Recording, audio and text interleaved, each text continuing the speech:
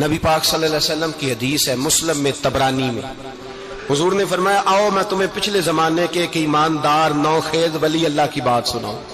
پچھلے زمانے حضور نے فرمایا پچھلے زمانے میں ایک بادشاہ جادو کے زور پہ حکومت کرتا تھا۔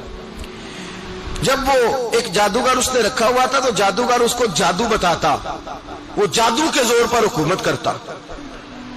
جادوگر بوڑھا ہو گیا تو کہنے لگا بادشاہ کوئی نوجوان میرے پاس بھیج دے، اب میں بوڑھا ہو گیا ہوں، میرا پتہ کوئی نہیں کب مر جاؤں۔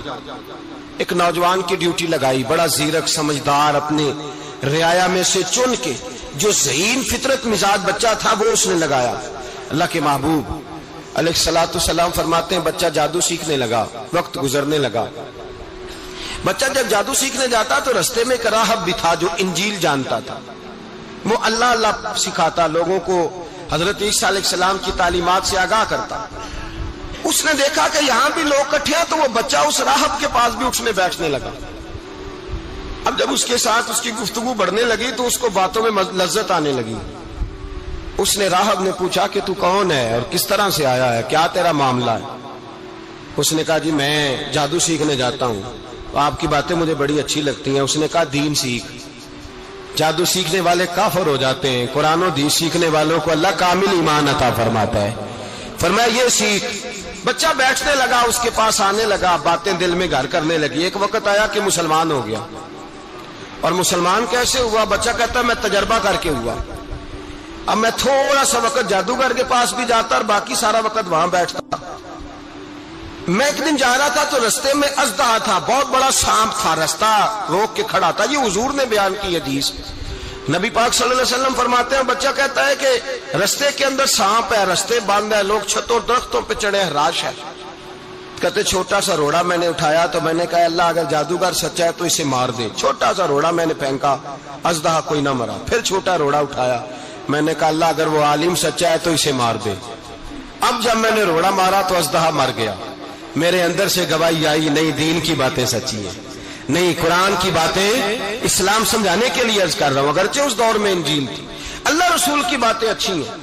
کہتے میں مسلمان ہو گیا، اب میں نے راہب کے پاس ہی رہنا شروع کر دیا، جادوگر کے پاس چھوڑ دیا اس بچے نے آنا۔ بادشاہ پوچھتا کہاں زیادہ وقت گزارتے ہو تو وہ بات گول کر دیتا۔ وقت تیزی سے بڑھنے لگا، اللہ نے اس نوجوان میں طاقت پیدا کر دی۔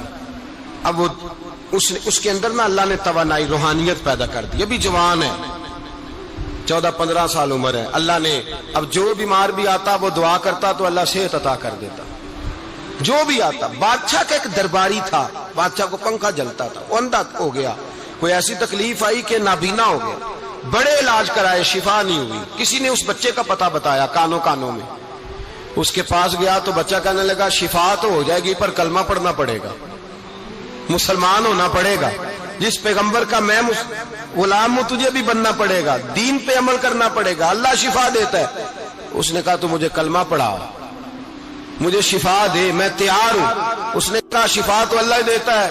اس نے اللہ تبارک و تعالیٰ کا ذکر کر کے دعا مانگی، یہ مسلم شریف میں حدیث ہے، طبرانی میں موجود ہے۔ اللہ نے اسے شفا دی، اس نے کلمہ پڑھنا شروع کر دیا۔ یہاں ایک نقطہ لکھا ہے ہمارے علماء نے، کہتے ہیں جب اللہ ولایت عطا کرتا ہے نا تو یہ سفید بالوں والے کا حصہ نہیں ہوتی۔ اگر جوانی میں کوئی آدمی توبہ کر کے تصوف کے راستے پہ چلتا ہے تو سب سے زیادہ ولایت اللہ اسے عطا فرماتا ہے، سب سے زیادہ ولایت اس کے پاس ہوتی ہے۔ ابھی اس کے بال کالے ہیں، چڑھتی جوانی ہے، دعا کی تو اللہ نے، اور حدیث پاک میں موجود ہے کوڑے آتے تو شفا یاب ہو جاتے، اندھے آتے تو شفا یاب، برس والے آتے تو اللہ سے دے، جوان ہے۔ بادشاہ کے پاس وہ واپس گیا، وہ جو آدمی جس کی آنکھیں ٹھیک ہوئی تھی۔ بادشاہ نے پوچھا کہ کیسے شفا ملی؟ تو کہنے لگا میرے رب نے شفا دی ہے۔ بادشاہ سجدے کراتا تھا، اپنے آپ کو منواتا تھا، معاذ اللہ، کہنے لگا میرے علاوہ کون رب ہے؟ اس نے کہا وہی رب ہے جس نے تجھے پیدا کیا ہے، اور وہی رب ہے جس نے مجھے اندھے کو آنکھیں دی ہیں، وہی ہے میرا مالک۔ کہا اچھا تو مجھے نہیں مانتا؟ کہا نہیں میں اپنے رب کو مانتا ہوں۔ بادشاہ نے اسے سزا دی، ستایا، اس نے بچے کا پتہ بتایا، پھر بچے کو بلا کے ستایا تو اس راہب کا پتہ بتایا، راہب بھی قتل ہو گیا، نابینا بھی قتل ہو گیا۔ بادشاہ نے کہا سپاہیوں سے اس بچے کو لے جاؤ اور پہاڑ کی چوٹی پہ جا کے نیچے پھینکو تاکہ مر جائے. بچہ پہاڑ کی چوٹی پہ گیا تو ہاتھ اٹھا کے کہنے لگا یا اللہ میرے لیے نہیں اپنے لیے، میرے لیے نہیں اپنے لیے انہیں اپنی قدرت کے جلوے دکھا.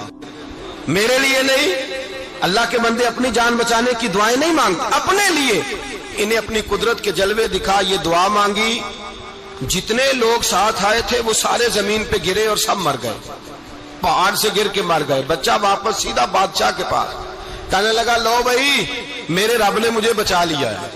جوان کا ایمان دیکھو، میرے رب نے مجھے، بولو میرے اللہ نے مجھے ایمان کی گواہی دے رہا ہے، میں بچ گیا ہوں، تو جھوٹا ہے، میرا رب سچا ہے. اس نے کہا لے جاؤ اس کو دریا میں، کشتی میں بٹھاؤ، بیچ دریا کے جا کے دھکا دے دو. بیٹھے کشتی میں، دریا کے بیچ گئے، اور جب جا کے وہاں اس کو دھکا دینے لگے تو اس نے کہا اللہ میرے لیے نہیں اپنے لیے انہیں اپنی قدرت کے جلوے دکھا. بس ایک طوفان سا آیا، جتنے سپاہی ساتھ آئے تھے ڈوب کے مر گئے.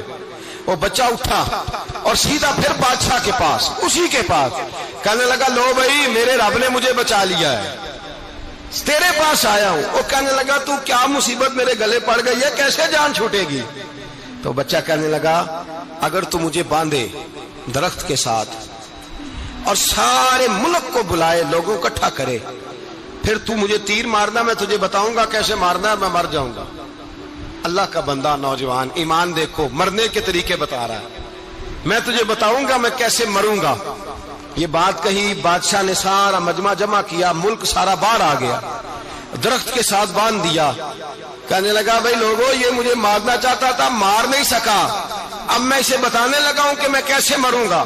اسے کہو جب تیر مارے تو ساتھ میرے رب کا نام بھی لے، میں اپنے رب کے نام پہ جان دوں گا، ایمان کی پختگی میں اللہ کے نام پر جان دوں گا. اسے کہو رب کے نام پہ مارے، مر جاؤں گا. بادشاہ نے اللہ کہہ کے تیر مارا، پیشانی میں لگا، بچے کی روح پرواز کر گئی. جتنا مجمع کھڑا تھا سارا کلمہ پڑھ کے مسلمان ہو گئے، سارے مسلمان ہو گئے سارے. میرے رسول پاک سید عالم صلی اللہ علیہ وسلم نے نوجوانوں کو بتایا جب تمہارے اندر ایمان کی قوت آئے گی تو اللہ تمہاری مدد کرے. فرمایا وہ نوخیز ولی تھا، ابھی جوان رانا تھا، ابھی اس کی پیشانی پر جوانی کے آثار تھے، لیکن اس نے اللہ کو راضی کیا، رب کریم کو راضی. ولایت کا مطلب بڑھاپا نہیں، ولایت کا مطلب وہ نہیں کہ جب بڑا لمبا وقت گزر جائے تو پھر آدمی آئے کہ نہیں اب کیا کرنا ہے، اب مسجد ہی ہے، اب تو اس کے علاوہ گزارا ہی کوئی نہیں. تو اس وقت کا آنا اللہ کی بارگاہ میں قبول تو ہے، لیکن شاباشی اسی کو ملتی ہے جو جوانی کا وقت آئے، جو عین اس وقت آئے جو وقت میرے رسول پاک علیہ السلام کے غلام عبداللہ ابن عمر، حضرت عبداللہ ابن عمر رضی اللہ تعالیٰ عنہ فرماتے ہیں کہ میں نکلا، مجھے سفر کے لیے جانا تھا، تو تھوڑی سی کھجوریں، تھوڑا سا سرکہ، ایک شہد کی بوتل، چیزیں میں نے سفر کے لیے ساتھ رکھ لی. میں جب مدینے سے باہر صحرا میں نکلا نا تو رمضان نہیں تھا، غیر رمضان تھا. میں نے ایک نوجوان کو دیکھا بکریاں چرا رہا ہے، بکریاں چرا رہا ہے. اے جوان، آپ فرماتے ہیں اس کا چہرہ بڑا نورانیت والا، گرد پڑی ہوئی پر بڑا حسین. فرماتے ہیں میں نے اس کو کہا کہ آ جاؤ کھانا کھا لو، روزے بھی نہیں تھے. کہنے لگا نہیں میں نے روزہ رکھا ہوا ہے. فرماتے ہیں میں نے کہا پتہ کروں کہ نیرا نیک ہی ہے کہ پرہیزگار بھی ہے. نیک وہ ہوتا ہے جو نماز پڑھے روزہ رکھے، پرہیزگار وہ ہوتا ہے جو گناہ سے بچے، وہ پرہیزگار ہوتا ہے. کہا پتہ کروں پرہیزگار بھی ہے کہ نہیں. کہتے میں قریب گیا تو میں نے جا کے اس کو کہا بھائی تیری بکریاں بڑی پیاری ہیں، میرا دل کرتا ہے ایک بکری مجھے دے دو. کہتے وہ جوان، غربت بھی، پریشانی بھی، پر دامان توکل کی یہ خوبی ہے کہ اس پر پابند لگے ہوتے ہیں، دھبے نہیں ہوتے. غربت ہے. کہا جناب ایک بکری دے دو. آنے لگا جناب بکریاں میری نہیں، بکریوں کا مالک کوئی اور ہے. کہتے میں نے آزمانے کے لیے کہا کہ بکریوں کے مالک کو کہنا ایک بکری بھیڑیا لے گیا ہے، کہہ دینا بھیڑیا لے گیا ہے. تو کہتے اس نے میری طرف دیکھا، گرد سے اس کے بال اٹے ہوئے، آنکھوں میں روشنی، چہرے پہ اطمینان، لب و لہجے میں ایمان کی طاقت. نوجوان کہنے لگا حضور بکریوں کے مالک کو تو کہہ دوں گا بھیڑیا لے گیا ہے، جب عرش کا مالک پوچھے گا تو کیا جواب دوں گا، اللہ کو کیا جواب دوں گا. کہتے ہیں میں کانپنے لگا اس کی بات سن کے. واپس آیا، جو کام نکلا تھا وہ چھوڑا، واپس لوٹ آیا. میں نے پتہ کیا کس کا غلام ہے، پتہ چلا فلاں آدمی کا ہے. کہتے میں نے پہلے غلام خریدا، پھر پتہ کیا تیرے پاس بکریاں کتنی ہیں، اس نے کہا 400. کہتے میں نے مالک سے ساری بکریاں خریدی، پھر غلام کو بلایا، پھر وہ بکریاں تحفے میں دی، تحفے میں۔ کہنے لگا حضور یہ سارا کچھ مجھے کیسے ملا؟ میں نے کہا تیرا ایمان بڑا پختہ تھا تو میرے رب نے تجھے انعام عطا فرمایا ہے۔